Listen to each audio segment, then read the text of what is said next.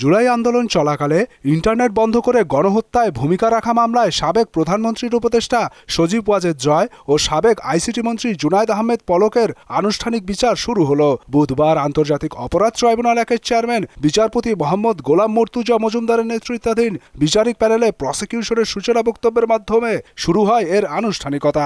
তবে সাক্ষ্য গ্রহণ শুরু হবে 25 ফেব্রুয়ারি। সূচনা বক্তব্যে জয় ও পলকের সম্পৃক্ততার বিষয়টি তুলে ধরেন chief prosecutor Mohammad Tajul Islam. Internet বন্ধ করে দিয়ে গণহত্যা সংগঠনের ব্যাপারে তারা সর্বাত্মক সহযোগিতা করেন এবং জুনায়েদ আহমেদ পলকের সাথে অন্যান্য মন্ত্রীদের সালমান এফ রহমান সাহেবের কথোপকথনের মধ্য দিয়ে দেখা যাচ্ছে এই গণহত্যাকে ফ্যাসিলিটেট করার ব্যাপারে তাদের মধ্যে সলা পরামর্শ হয়েছে, ষড়যন্ত্র হয়েছে, পরিকল্পনা হয়েছে, সেগুলো আমরা এখানে তুলে এনেছি। তবে অভিযোগ অস্বীকার পলকের আইনজীবীর। আইনগতভাবে ইন্টারনেট বন্ধের নির্দেশনার দেওয়ার কোনো সুযোগ নেই, উনি নির্দেশ দেননি, বরং উনি সাময়িকভাবে যে ইন্টারনেট ব্যাহত হয়েছে এরপর থেকেই উনি ইন্টারনেটটাকে রেস্টোর করার জন্য, চালু করার জন্য সর্বাত্মক চেষ্টা করেছেন।